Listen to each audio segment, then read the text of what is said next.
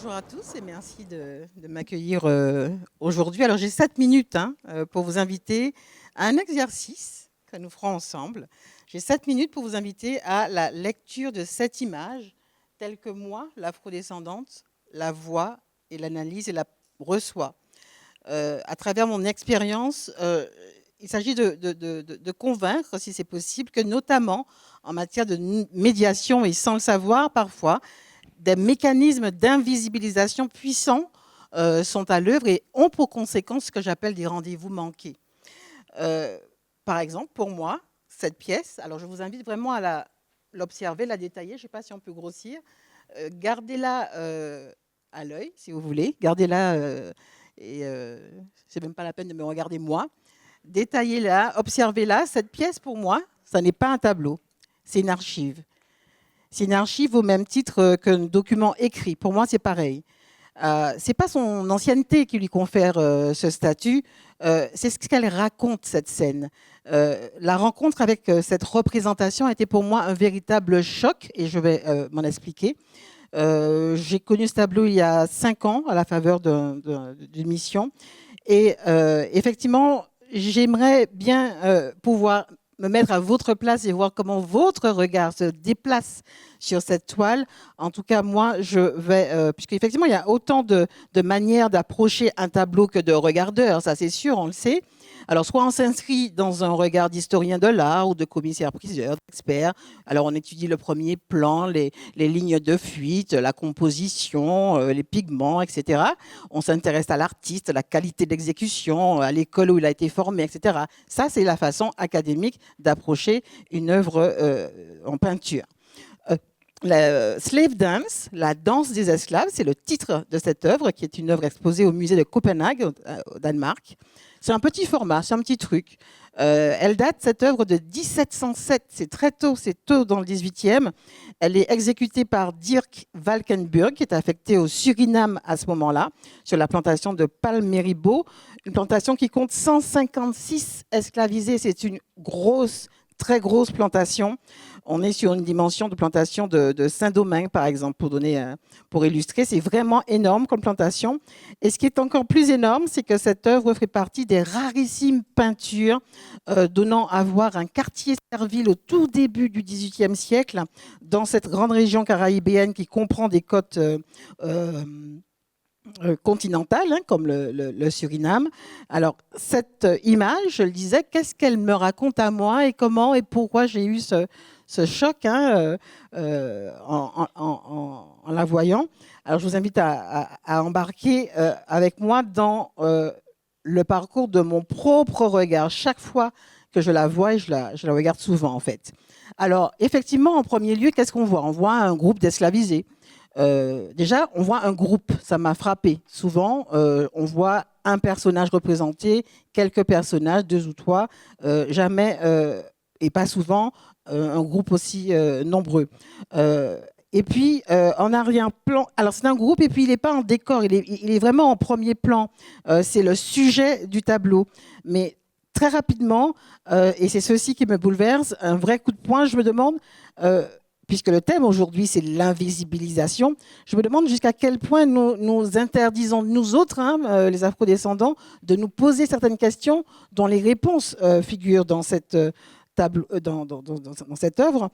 Une question toute bête et qui m'avait déjà effleurée, que j'avais vraiment presque auto-censurée, pensant ne jamais trouver cette réponse. Elle est vraiment basique et elle réhumanise complètement la figure de ces personnes. Moi, tout de suite, mon regard s'est porté sur cette représentation. On voit un jeune homme et une jeune femme qui s'embrassent. Ils s'embrassent sur la bouche. Et ils ont un enfant. En ce qui nous concerne, en ce qui me concerne, je vous avoue que ce ne sont pas des sujets sur lesquels nous nous projetons ou sur que nous investiguons, que nous explorons, que nous imaginons. Les images nous sont, auxquelles nous sommes exposés montrent toujours ces corps mutilés, la souffrance, la cruauté, etc. Non pas que je cherche à invisibiliser cette réalité qui n'est pas contestable. Je dis simplement que rarement et de façon exceptionnelle, rarissime, on s'intéresse à la vie dans les quartiers serviles et ce à quoi elle peut ressembler. Et c'est ce qu'on a ici. Ce qu'on voit aussi ici, c'est la persistance des héritages africains dans ces quartiers serviles, finalement. On le voit à travers les tenues vestimentaires, à travers la façon dont les femmes portent les enfants. Et puis, on peut ensuite, en tout cas, mon regard très rapidement a capté que slave dance, la danse des esclaves, n'était pas une danse au sens de festoyer. C'est pas un dance floor. On n'est pas en boîte, on n'est pas en train de faire la fête. Il s'agit d'une cérémonie rituelle. Et cela, pour moi, c'est évident tout de suite. Je le vois à la personne qui joue du tambour et qui est épongée par cette femme. Et ce tambour, je l'entends, je le perçois et j'en perçois même le rythme, parce que vous savez que le rythme des tambours, qu'ils soient chamaniques, d'autres groupes sociaux ou encore africains, si vous allez dans une cérémonie Rastafari, par exemple, vous serez très vite pris par ce rythme qui est assez, qui vous met en situation presque de transe immédiatement, assez rapidement. Donc, il y a donc, très rapidement, je comprends qu'il s'agit d'une cérémonie rituelle. On voit qu'il y a des personnes qui consomment une préparation. On le comprend également quand on connaît, quand on a l'œil, on le voit à cette oriflamme, on peut l'appeler comme ça, cette bande de tissu blanc qui peut paraître totalement anodin. On peut se dire, ah, c'est un décor, mais en fait, non, il s'agit, dans la spiritualité vaudou, d'un signe qui est un appel aux esprits. Et là, on est sur une cérémonie Rada, donc à des esprits apaisants. On verra pourquoi, je vous dirai ensuite pourquoi on fait appel là à l'apaisement, puisque outre cette cérémonie, outre le fait qu'il s'agisse d'une cérémonie, ce n'est pas une cérémonie anodine, elle s'inscrit dans un contexte de révolte qui se tient à ce moment-là, en juin 1707. Une révolte importante se déroule sur cette plantation de palmiers ribot au Suriname. Et pourquoi se tient cette révolte? Quel est le déclencheur? Un des instigateurs, les trois instigateurs figurent sur cette représentation parce que Dirk Valkenburg les a rencontrés. Il a vécu 2 ans, il les connaît. On ne les a pas identifiés encore sur la toile. Les esclavisés se révoltent, à la fois parce que le contremaître veut augmenter la cadence, mais ce n'est pas tout. Wali, un des 3 frères qui mène la révolte, est furieux parce qu'on lui interdit d'aller voir son épouse qui se trouve sur une autre plantation.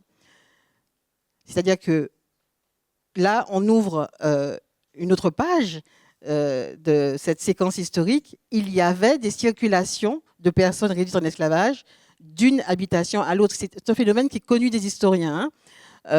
Mais en le mentionnant, je veux simplement montrer comment une image et le pouvoir de l'image, pour reprendre une conversation que j'avais ce matin avec Nadine Okpatin, comment à travers une seule représentation, on peut ouvrir plusieurs pages de savoir, de connaissances sur les patrimoines matériels, immatériels, et qui transgressent un peu les lectures académiques et muséales et muséographiques.